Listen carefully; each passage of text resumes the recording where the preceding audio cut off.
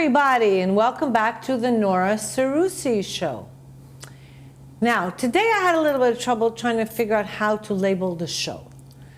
So I will tell you a little bit about the gentleman that is here, and I picked the name of the show, so I'm totally to blame for it. He is an entrepreneur, he's a motivational speaker, so I called it Lifestyle Guru. His name is Mr. Răzvan Dincă. Welcome. Hello, dear Nora. It's an honor to be here tonight with you. Now, what exactly did you want me to write? Because I pushed you a little bit, and I was like, I think that encompasses everything. Yeah, so I was thinking, like, let's put it like a leadership trainer or whatever, an entrepreneur or whatever you want. And when you came with this lifestyle guru, first of all, I don't consider myself a guru. You know, I'm just a normal human being that wants to evolve and live a beautiful life like all of us. But other than that, it was funny because when I was a child, my nickname was Guru. So when you say, well, see, I didn't know that, so there must have been something. Yeah, it's like your intuition brought you there. Somewhere, so and because, you know, I see different people every week. Right. And everybody has a forte. Because last week we had Alexandru, the founder of Canal 33. He's also a motivational speaker. And I put him in a different, with a different title. So when I have that, I know you do so many different things, which I want to break it down with you tonight. Right. And you'll tell me about each different thing and how you, but people always want to know, how did they get involved in it? Because how does somebody, all right, let me tell you a story of a commercial in America. I don't know if I mentioned this before. Just to tell you what happens there. So Grace Jones, at that time, 40 years ago, she's a very well-known actress, you know, big. She played in some of the Rocky movies, very strong look, all right? She's a tough cookie. And she did a Honda commercial for motorbikes, motorcycles.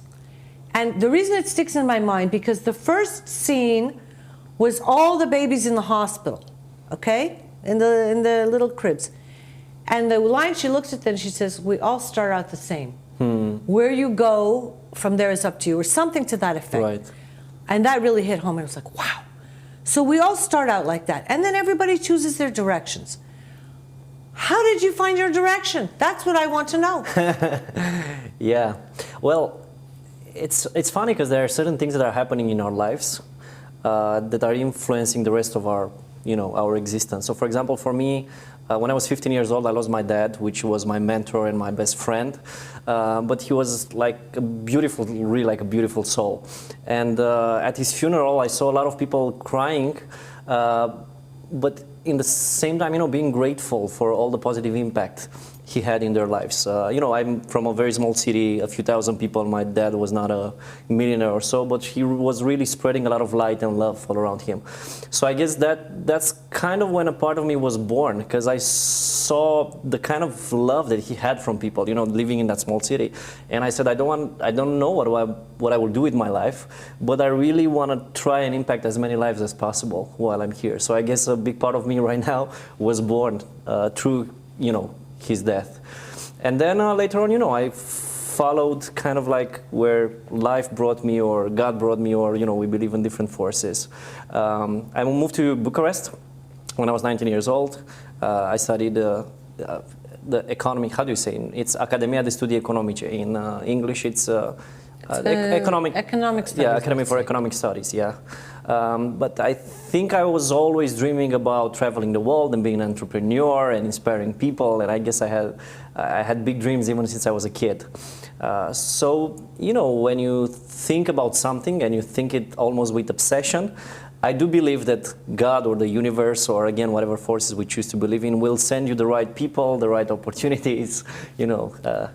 We have talked about that in different instances, because I'm a big believer in that. Right. Like attracts like. Exactly. All right? Yeah. And whatever you put out in the universe, be it negative or positive people, always be careful, because if you put out negative, you will get back much more negative. Exactly. And if you put out positive, you get much more positive. And I wrote some of it in my book, that it really, so many things have happened. Coincidence one time, coincidence two times. It's not like that. It's what you put out. Exactly. And even Joseph and I were having a conversation about it yesterday. He says, you know, Mommy, it's so funny. I think about this and this happens. And that happens to me not a lot, all the time. Yeah. So it's meant to be for whatever. Last week we were sitting at, it was Princess Leia's birthday, Right, surprise yeah. birthday. And I said, you know, we're talking about my show, and I said, I'd like to have you on because I think maybe you could inspire people, motivate us. And we talk about love and positive energy because we want people to feel that. Right. It's important. Yeah. So your first personal experience, how was it? In front of like a live audience. Well, I was scared to death. I would have thought overwhelmed. Yeah, overwhelmed. You know, it's like you expose yourself to other people, and obviously all the fears appear. You know that it is said statistically that the fear of fear is the biggest enemy we have as you're speaking. Yeah. And you know, it is said that the fear of public speaking is even bigger than the fear of death, which means people prefer to die than to speak in public. So obviously the first time I was very nervous. You know, what will I say, whatever, you know, all these thoughts that we have in our minds.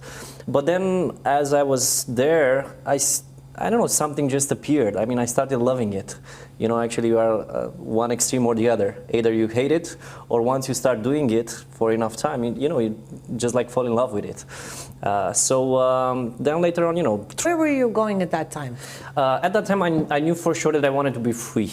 We all do. Add me to the club. Yeah, so you put know. My name down on that list. So you know, after 40 plus years of communist regime where, you know, my parents, my grandparents were not allowed to be entrepreneurs, right? They were taught, you know, you go to school, you get good grades, you get a job, and then, you know, the government gives you, you know, a house or whatever, you know. But I didn't want that kind of lifestyle. You know, I respect people that have jobs, and especially if they love it, it's awesome.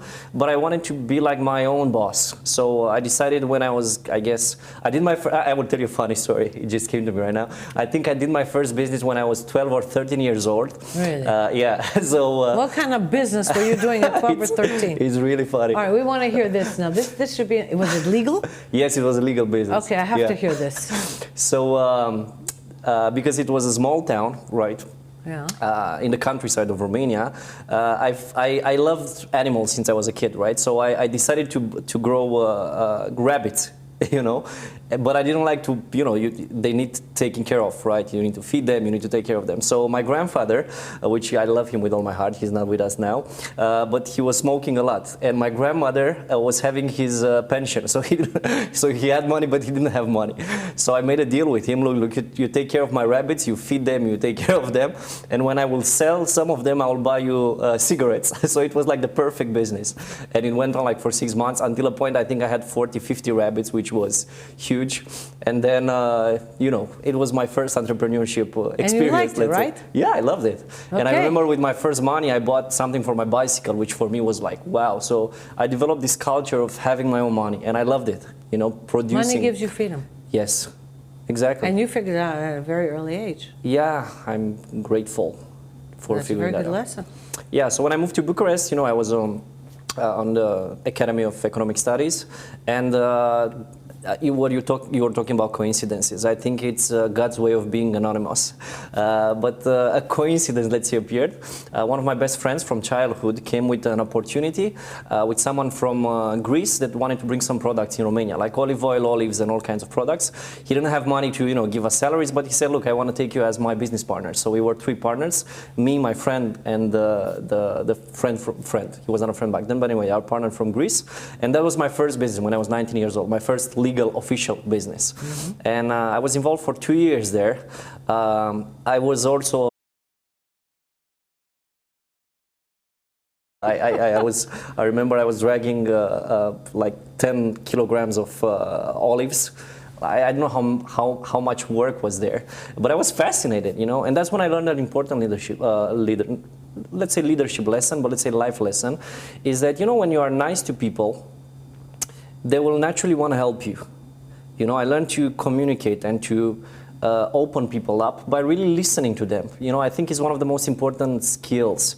And you know, as a public speaker, I think one of the most important skills you need to develop is the skill of listening to people, right? Because when you listen to people, that's when you grow, that's when you truly understand, and that's when people feel like a real connection, you know, heart to heart. So I think it was, for me, I kind of had it since I was a kid, but then I learned since I was 19 years old through my business to develop it. And I was really going to these restaurants, and there were restaurant owners, and I was listening to their lives and their stories and everything, and they were just promoting me to all their friends, you know, they were taking out other big companies, because, you know, we were just a small company, but because they liked us, they started helping us, and, you know, it's a lesson that carried me through my whole journey, let's say. So I saw something behind us now. That was Worldventures. Right. I've heard bits and pieces about this because Edward talked about it. I know that Jetta is your partner, Jetta Buena. Yeah. I don't know all that much about it, but it sounded very interesting. So I think we should all learn about something about traveling and groups, and please teach us and tell me more about it, because I found the whole idea fascinating. Yeah, it's my life baby, my life project, let's say. So Worldventures is the biggest travel and lifestyle club in the world. Right now we have almost 4 million members, so it's huge. What does it mean, a lifestyle club? I was close when I said lifestyle guru. Yeah. Thank you. All right. Yeah, and by the way, we didn't talk about it. I mean, she just came. No, I didn't know. That's why I'm like, okay, so your nickname was Guru, the lifestyle. Yeah. I did very well. Bravo. Okay, go on. Yeah, so, you know, lifestyle, it's about life, you know, lifestyle. So it's about helping people have a better life. Sorry, the style of your life, how you live it. Okay, exactly. Go on. Yeah. So a lifestyle club, it's meant to help people like live life in the best way possible, right? So we have basically, behind it, it's the biggest travel club in the world, as I told you. It's called Dream Trips. Worldventures is the holdings, and Dream Trips is the club itself. And basically, we are so many things, but I will try to put it into small bits of pieces. Make it easy for us, people who want to understand simply. So first of all, it's a travel platform. Yeah. We organize holidays all around the world, like in 4- and 5-star resorts and hotels all around the world. Some of them are big, some of them are very exclusive, but we offer the people like the best experience they can have when they're traveling all around the world. We're very fortunate to be here also in Romania for the last 3 years. We have over 30,000 Romanians. They have. Wow. Yeah, it's big. And this year we have over 50 trips only in Romania, like the Danube Delta, like Untold, you know about Untold for sure, or you know, the mountains, the seaside, everywhere all around Romania. Now I'm going to throw you questions, yeah? Please, sure. Do you have to go with a whole bunch of people? What if I just wanted to take my son and go by myself? Who would organize it? Do I call? I want to know how it works. Yeah, so there are 2 options. Yeah. Either you go in an organized package and you have the chance of meeting people from Romania or from all around the world in those holidays, but you can also have it's a second platform where you can book by yourself, or you have a concierge service, also in Romanian, where someone helps you to book your flights, hotels, you know, car rentals, activities, whatever you want to do in that place. So if you love communities, this is the, let's say, ingredient secret sauce of the club. It's a social club, and you meet very cool people, you know, like I think it's the ultimate social club. Yeah, it is, and it's especially for like-minded people. Yeah. That like to travel and do their stuff. I would think that's fantastic. Exactly, and support each other, you know, and there are doctors, lawyers, entrepreneurs, you know, people from the media, young people, I mean, everywhere. But the cool thing is that there are positive people. I mean, usually people that come in a club like this, they love people, they love socializing, they love going to parties. They love to travel. They love traveling. First of all, most of them, I'm going to ask you a quick question. Sure, please. I'm sure that most of them don't have small kids, because it would be hard to go back and forth. Some of them have small kids, because we have trips organized specially for kids. So for example, in 1 month from now with Edward, our common friend, we're going to Halkidiki. It's maybe the most luxurious resort. Oh, you forgot to tell me about that. Okay. Maybe you'll join us. And he's bringing their son and... Oh, is he? Yeah. So it's a big resort. There are 1,000 people from our club coming from around the world. It's a very luxurious 5-star resort. And for the people that have, you know, families and kids there, the club is organizing all kinds of activities for them. You know, like they're bringing a clown or doing all kinds of, you know, games for the kids and stuff like that. So we also have holidays for families. Or we have holidays in Disneyland, you know, it's like the #1 attraction probably for kids. Actually, in 2 months from now, also with Edward, we're going to Orlando. We're almost 10,000 people going to Orlando. Okay. It's a little bit too much. No, it's not that. I have to say that because I have family and friends in America. Right. The situation, I don't know if you can actually plan we don't know what the situation is going to be like with the. You mean with the virus? With the virus, right. with the traveling. Yeah. With the restrictions, they are. Yeah. I mean, I know most of the people I know now are traveling mostly just in Europe. Right. People are afraid to go back and forth. They have closed a lot of the big places. They may close them even further. Mm-hmm. Even in the U.S., you mean? I don't know, and I'm. I know not U.S. in is any, not affected yet. Not yet, but Not yet. if you look at what's happened, let's pray to Italy God. all closed. Paris, the Louvre closed. This is closed. That's closed. I know. I hope to God not, but it's anything. Listen, Yeah, well, we think positive. All I right? pray to God for the souls. I pray to that God, but it's are affected, the way things are going, and what if you're watching, you have to. It's a Yeah, be careful. consideration, Yeah, of course. especially with that many thousands of people around. Right. Yeah. So that's why we also have the possibility for people to travel by themselves. So you don't have to go with the whole gang. You can just choose whatever destination you want, and they offer you the best experience there. I think the whole thing. I mean, when I heard about it, I was like, "What exactly do you do?" Because, you know, if your child is grown up, Right. and this is, I can tell you when he goes to college, Yeah. hopefully in so many years, I'm going to be signed up for this and taking my time going around. With us. Yes, but that's a few years away. So I probably would like to see one or two trips just to see how it goes. Mm-hmm. I'm not a big fan of thousands and thousands of people because that's not my thing, you know. Right. And Yeah. we know, go more privacy. with just a skiing thing, and it's 12 of us, and where do you want to go for dinner? Where do you want to do this? Where do you want to do that? Right. I can't imagine on a scale times, 1,000. So I'm okay like that. I like to do my trips. I like to do my sightseeing. We like to learn and go learn about culture and nature and things like that.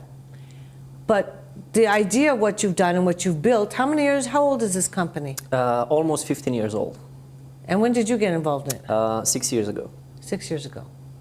And you brought it to Romania? Yeah, together with Jetta. We are the co-founders, let's say, of the club.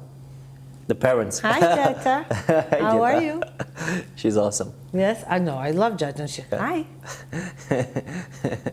Yeah. I've known her many, many years. I know. Yeah, so she had a big impact in my life for sure. Because I was 26 years old when I discovered the club. I was filled with books and personal development and everything, and I was looking for something where I can express my talents, let's say.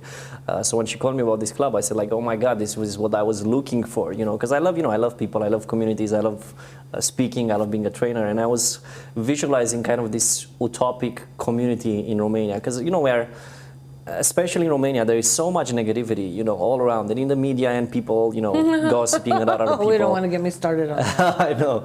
And one of the benefits I had on growing up in a small city like that is that the people were more connected to each other and more caring about each other, because they were simple people from the countryside. And when I moved to Bucharest and I saw all this crazy world, people fighting other people, it's like, where am I here? And I was trying. I guess I was trying to rebuild that kind of culture. Recreate. Yeah, like a community where people can come together, and realize that actually, You can't. I believe I can. I hope you can, but you know what? And it's not just in Romania. Yeah. Most, even in rural cities in America, it is a hometown feel and small town feel. Right. Then they go to the big city and it's like, wow, because it's a whole nother level. Yeah, of course. And people are so focused on what they do. And people, to me, it's two different worlds, because I visited there. I honestly couldn't live there. And the thing, I think after a few weeks I'd be... Well, the reason I believe in it is that it's already working, and I visualized it like that. I trust it with all my heart that it can be like this. And right now, because of the fact that we bring people together all the time, and we have parties and events, and it's a beautiful personal development event, people get another type of values than they normally get, in the society, in their jobs, in their businesses. So that's why they learn to be more connected to each other. And that's why I believe in it, because I know it's working, and it's working worldwide in over 40 countries. And I really believe that this can have a positive impact in Romania, and not only through what we do, because we're a small piece of Romania, but I believe that this small piece can influence, can influence corporations, can influence politics, can influence all kinds of organizations through an example. It's when people are around us, and I really pray with all my heart that you will join us for a trip or party or whatever, somewhere. And right now it's like I'm telling you about a beautiful movie, but you'll feel that the energy of the people is very different, very beautiful. I'm sure it is. Yeah. How many members worldwide? I remember you threw me a figure. And Almost I was like, 4 million. 4 million? Yeah. Did you hear that? 4 million. That's a lot of people. And growing. And growing. We are planning to go to 20 4 million. million and one. 4 million and one. Oh my God. It's official. It's on TV. Wait a second. I said we're going to talk about it. I have to learn about it. I don't sign up so quickly. Of course. You're a hard, how do you say, hard getter? I'm a hard sell. Hard sell, yeah. Oh my God. Listen, Yeah. at my age, they've tried to sell me everything. I've seen all kinds of schemes. Right. And all kinds of things, and I've heard, and I have to see it at this point. My That is daddy work. said, no, put it in black and white, put it in Right. front of me, and let's look at it. And that Of was course. probably the best advice, because ideas and theories, Yeah, of there's so course. many, but I'd Yeah. like to see how things go.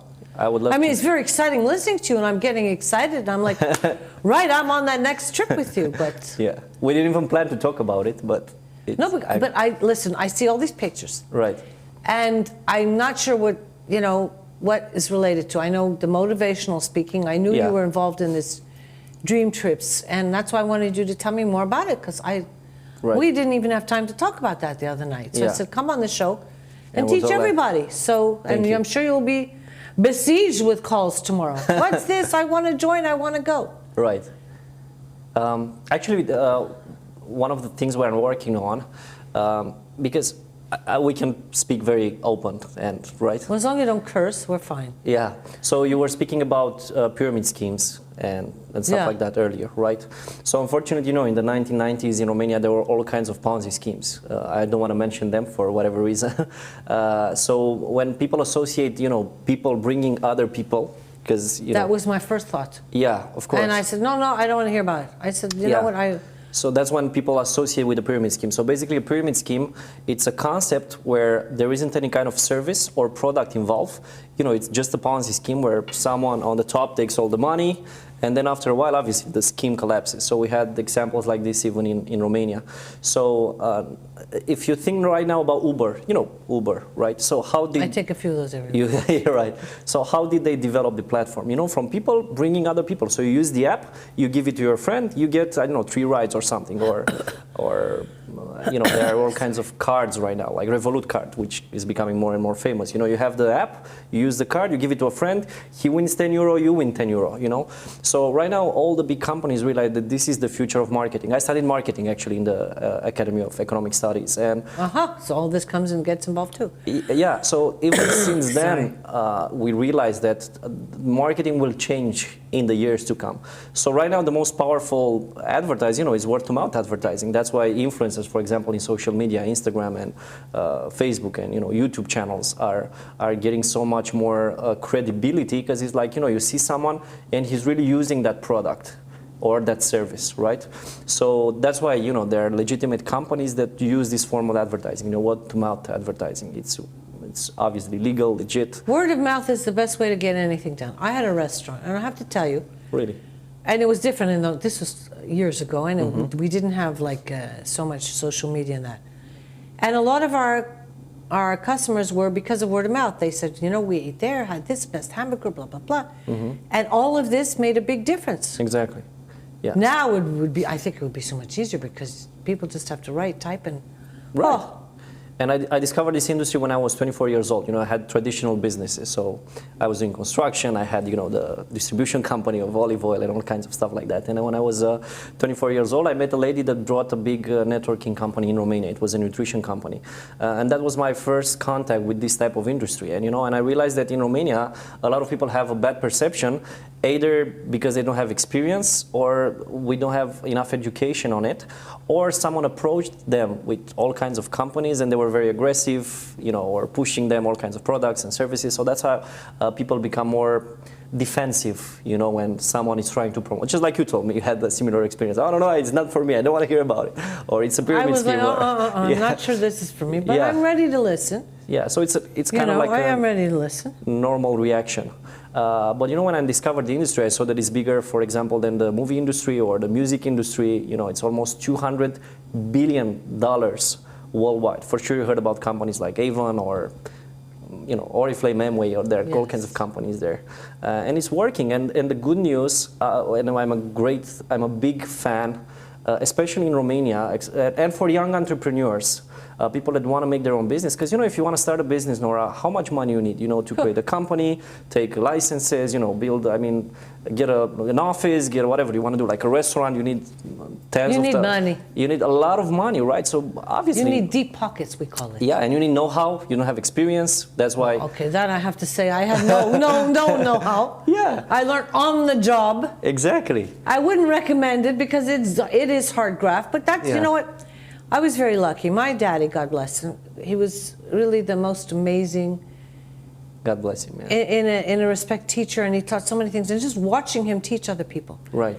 Number one, he always gave me a lot of confidence, which was why I really felt I could do anything and conquer anything. And because when I said to him, I want to build this one, he says, what do you know about it? I said, nothing. I said, I'll learn. Because I'm confident in what I can do, even if you think I knew how to make a bagel or build a thing, I had no clue. Right. I learned. You apply yourself, you find out, you get experts who can teach you, and you do it, and then you think, gee, that wasn't, what is everybody making such a big deal about? Right. It's not that difficult. Number one, it depends on how you apply yourself. Exactly. Yes, you do need money behind. Don't even start something without, because you will collapse before you fall. Exactly. And if not, go get the training and then get somebody who has money and try and do it together. There are different ways to do it. What you said before, which impressed me, is you said you were 24, which is actually quite young. Yeah. And I'm going to talk to you now about something. I don't want you to get defensive, but today we had a conversation. And because in America it's different, all right? Usually by teenagers, 18, 19, they're already going to college. Here it's not like that. And it seems that we were talking about the kids are at home 24, 25, 30. We just had this conversation about an hour ago. Right. And I said, it's very different for us, okay? It's not that the parents push them out, but the kids have a different focus in the future. Of course. So let's say the 24-year-old, like my goddaughter, who was last year in Hungary. Yeah. Again, I'm very proud of Larissa, who was sponsored by the State Department. Wow. And had a Fulbright scholarship. She went to Budapest in Hungary. She taught the Roma English. She wrote a little book. She did film. That's the 23, 24-year-olds I know. Yeah. When I look at what they're doing here at the same age, I'm like, oh my Lord, it's a different ball game completely. Yeah. So you're one of the, I would say, fewer ones that I know that actually got out at 24 and just, 23, 24, I moved to LA and decided I'm starting a whole new thing. So beautiful. Yeah. I moved from Montreal down and made it happen because, but I don't see, I don't know, maybe from what I see here, I don't see a lot of the young kids, you know, just getting up and doing that. And I don't know if it's because of maybe the comfort zone of staying with the parents. Maybe there's the fear factor that they're afraid to go out and try it. But, you know, maybe because I didn't have that, what's the worst that can happen? That's what I always look at. The best, I'll go and I'll do it and I'll learn something and I'll be successful. The worst, I will fall down, I will fall flat on my face. I will have to pick myself up, dust myself off and start again. Of course. But when you said it before, the fear of failure, it's a very big thing, and Huge. I see it a lot. Yep. And that's what paralyzes most of the people. Yeah. And especially the young kids, you know, because they have these amazing ideas, and, you know, regarding their evolution, they had access to different type of information than I had, or you had. No, you have access to information I never had. Of course, and they have wow, if I had the access to information that you have today and everything available, oh my Lord. And the young, even younger generation and myself, they have access to even a lot faster than my generation, right, to information. But what paralyzes them is, again, the fear of this fear. They need people like you to get out. Yeah. And to give them that confidence. You know, that's why we do this, because we want to show that things are possible. Because everyone, you know, again, it's that baby scene. You all have different directions. You need help, ask for help. It doesn't necessarily mean you have to move to the big city. Yeah. But usually, if you want to do something on a bigger level, you cannot do it in the smaller towns. It's a fact. Of course. And that's why, again, if I can come back to the discussion, that's why I love this industry. Because, you know, if you want to start a business by yourself, you need money, know-how, you know, experience, and all kinds of stuff. So usually, through network marketing is not the only option. There are so many options, but it's underappreciated, especially in Romania. You know, you get access to know-how. You know, you have mentors, you have people to train you. Usually, you have access to the best training and personal development systems in the world, because that's how personal development appeared through network marketing. You know, like Tony Robbins. You know, he was a fan of Jim Rohn. Jim Rohn was doing the trainings for Herbalife. So, you know, like that's where network, you know, true personal development was born. And then you have, usually you don't need to invest a lot of money, you just get the infrastructure of you know, the whole marketing system of a company. You just have to talk about it, you know, and promote that service or product. You know, so there are all these factors that work together, and they can help you, you know, become really successful. And you develop skills that you normally wouldn't develop if you have like a normal job or a normal business. So that's why I think, like, for all my life I will be a huge ambassador of network marketing, because it really changed my life and the lives of so many thousands of people that I personally know in Romania, and not only, all around the world. All right, what I'm taking away from this, okay, I'm going to tell you. So, first of all, it has to do a lot with your personality, okay? And this is something that I don't know if you can feel at home. I feel it here. It's, again, and that's why I love having people with positive energy on my show, because we try to share it, because I don't want, they know I hate negative people around me. right. And when you're positive, you can encourage other people, because somebody might be watching this and saying, you know, I could try. You have to kind of give them that confidence and that nudge and that push. Try it, see, speak to people about it. Right. The way I look at it, and maybe it's because I have more of a, you know, a wider view, and I go, what's the worst that could happen? Exactly. What can you lose? It's a conversation, it's a few hours of your time. If you're willing to share your time and your power, and it is part of your power. I mean, I'm under no illusions. Don't kid yourself. Of course. It takes but that power power. can be developed. That's the important thing. And I'm a huge believer, because I saw it in myself. I was just a young kid, no belief in himself, you know, a lot of limited beliefs actually, and a lot of fears, you know. So through the personal development system, you develop your personality, you develop your character, you develop the skills, you know, of communication. There are so many thousands of books right now and seminars, so you can really develop these skills, just like you learn, you know, to speak English or to play piano or whatever you want to do. So yeah, you build that power. Sorry to interrupt you. Now, if somebody was coming and asked you for advice, right, and said, what are the top 2 things I should do to be able to get to where you are, what would you say to them? What direction would you think about sending them to open up their world a bit? Well, first of all, because you're here like the guru to teach, all right? So yeah, I'm just a normal human being.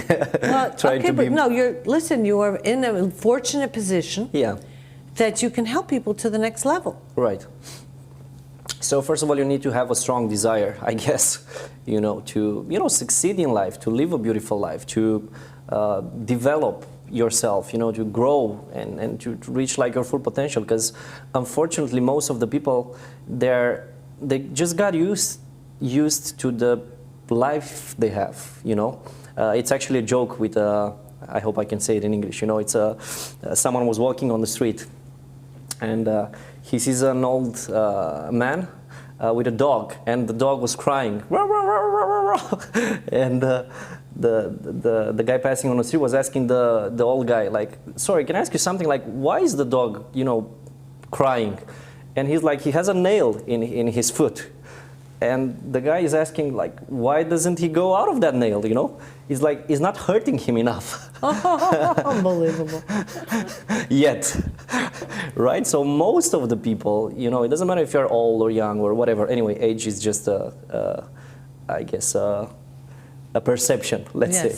You can be 20 years old and you can be old inside, or you can be 80 years old and you can be young and full of life. So anyway, to get back to what I was saying, a lot of people are so used with the pain that it doesn't hurt them anymore, you know, and that's a big challenge, you know. So that's why I made this the first, you know, attribute. You need to have a strong desire to, you know, live the life you came here to have, you know. And that we call it the comfort zone. Exactly. Okay? Yeah. People stay in their comfort zone, and right. We've had conversations. People I know. Yeah. And you know, you want to survive or you want to live. Personally, I want to live. I want to enjoy every day and make the best of it that I can, because it doesn't come back. Exactly. People. Once it's gone, it's gone. Yeah. And the routine, you know, you go to work, you come back, you do this, you go to work, and then 6 months go by, a year goes by, 10 years go by, and you're like, my goodness, what have I done and what have I accomplished? And sometimes some event has to happen that makes you realize that. Yeah. Usually it's people who are older that start to realize that. In that respect, you're very fortunate that you were young enough to realize it at a young age. Yeah. And if you can convince some of the other kids that, because they may be going, which direction do I want to go in? Yeah. And we need to show them there's a whole, I always say this, people, there's a whole world out there. Yeah. Actually, You just have to take the step. Actually, one of my soul projects, let's say, is I'm going to high schools or universities. Well, yeah, that's when the picture started. That's so awesome. Actually, this was from last week, from University of Romania. I'm going and teaching all this stuff to, Great, to students, and hopefully giving them hope that there is more to life than society is teaching us normally. But then I go to the second. You asked me what are the two things. So first of all, you need to have a strong desire. I would mention three actually, because all three are very important. Yeah. The second one is to be willing to develop, you know, to work on yourself, and whatever you do in life, you need to become professional, right? So you're awesome in what you do, and your shops are also amazing and well known, right? But you didn't do it like this by night, right? It's like you learned in many years. So if I'm a big fan of Simona Halep, for example, you know, she became the best female tennis player. So do you think she invested a lot of time on going at that level of years and sacrifices? Years and years, decades. Exactly. So you need to be willing to work on yourself in whatever you do, right? And to become a professional. And fortunately, right now, there are so many areas, so many options, so many things to do, but people don't play all in. You know, they just play at an amateur level. And, you know, it's just like in football, you know, there are amateurs that play in the schoolyard and, you know, people that play in professional in Champions League, right? So the people that play professional, obviously they get the highlights on the, you know, they have the spotlight, they get the money, they get the lifestyle and everything, but they're like they started somewhere. They started somewhere. You have to start somewhere. Exactly, but they're like an iceberg, right? So an iceberg has 3% on the surface and 97% is, you know, under the surface. So when people see Simona or, you know, all these people that succeed in different areas, they just see the tip of the iceberg, you know, they don't see the sacrifices, they don't see the pain, you know, they don't see the moments when you feel like you cannot do it anymore and you're quitting or investing. Michael Gladwell is coming to Romania actually in a few weeks, and he has an amazing book, Outliers, when basically he's saying that when you invest 10,000 hours in any field, you become an expert in that field, right? So you need to have the desire to invest those thousands of hours to become a professional there. So desire, then, you know, become professional, develop yourself. Sorry? Desire and dedication? Yeah, of course. But, you know, when you have the desire and it's strong, it almost becomes like an obsession, and dedication follows naturally. It has to be there, exactly. It has to be there, right? If you're not going to be dedicated to it, there's no point, because you're doing half-heartedly. Exactly. And I can tell you from now, it won't work. Yeah, and the third action is, you know, to go to work. You know, and this is something, again, a lot of people miss, because whatever you do, you need to invest time and energy, you know, and being on the field and, you know, creating that restaurant and hiring the people and being there and managing it and, you know, or Simona, you know, playing and you know, you have to be willing to go to work. Yeah, so these are the three main things I would mention. That's part of a problem, because I see a lot of lazy people. Yeah. It's a fact. I was one of them. Yeah, like a big... Well, at least he's honest about it. Yeah, I was like... You're honest, which I appreciate. Yeah, like I was the one that was trying to find always the best solution in which I can get... The easy way out where you don't have... Okay, so my take on this, I see a lot of lazy people, I have to tell you, who want to get paid for doing nothing, and it's making me nuts. Yeah. I've lived in different countries, so I think after so many years I can give an opinion here. Yeah. I've lived in London, I've lived in America, I've lived in Canada. The first thing that some smarty pants will say, well then why don't you go back and live there? I'm quite happy here, so thank you, I can live with it. All right, but you know, you have to work for things, and this is a work ethic, which I was very lucky I was taught. You got from your father, probably. I did, because I saw how he did, and he was a gentleman, sweet man, and, you know, but work is work, you know, but he did it a different way. He shook hands and people respected. Now you have to get everything, contracts, and even that's not enough. Yeah. It's a terrible way of working, and I think in that respect we've gone backwards. Yeah. But, you know, you have to put the work in, you have to put the time, exactly what you said. People want to take the shortcuts, and it makes me nuts. Răzvan, It makes me nuts. Yeah, I can see. I want to take it, I want to shake them and say, it doesn't work like that in the real world, sweetheart. Yeah. Very rarely.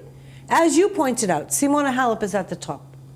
She didn't get there overnight. That girl has been slaving away 6 hours a day for years. Exactly. All these people, Tony Robbins started out, and then he built. Yes, he's met. But people don't see that. They don't see the work behind. They just look at the end result, and they want to go from here to here, and it's not realistic. Yeah. Okay, there are people to help you along the way, but you have to start somewhere. We all have to start somewhere.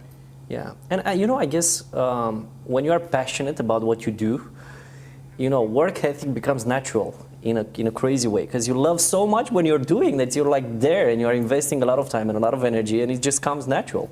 That's why I went from being extremely lazy, like chronically lazy, you know, but when I found something I love, I started, you know, investing 10, 14 hours every day doing what I love. Why? Because it was like an internal energy, a drive. Yeah, it's now you're just playing. Sorry, I want to tell you something. When people do what they love, it's not work. Exactly. Yeah. And we were, you know, I have friends around that do all kinds of different things. And one of them is a singer. And I tell you, when she's first, it's not work for her. It's her passion. She loves it. And you know what's a pleasure for the people listening? To listen to her sing, because you can see that she loves what she does, and you feel like you're privileged to sit there and listen to it. That's not, if you tell her work, she'll say, that's not work. Somebody going and, you know, scrubbing a thing all day long and having to take it, that's work. This, for her, is not considered work. She's very fortunate in that she gets to do what she wants to do, and she is talented, and she gets paid for it. We all have to figure out our niche, or try to create a niche, which is another thing. Yeah. You know, sometimes it doesn't happen, but you have to create, you created a niche, you found a way, and you made something happen. You can't be the only 24-year-old in the whole country to do that. There must be other people out there. Yeah, of course. So I'm trying to encourage the people to say, you know, call someone like Răzvan, go see his things, get involved and find another way. Yeah. Because I hate it when someone like 30 years old comes and says to me, you know, I can't, it's like, listen, there's so many options, especially now, available people. 40 years ago, it wasn't like that. 50 years, it wasn't. Yeah. Right now, it's an infinite, you know, if you have infinite options to do whatever you want. But you just need to, you know, again, you go to the desire. You need to be willing to go and find whatever you love to do. You know, so what's a 10-second advice, the best advice you can give?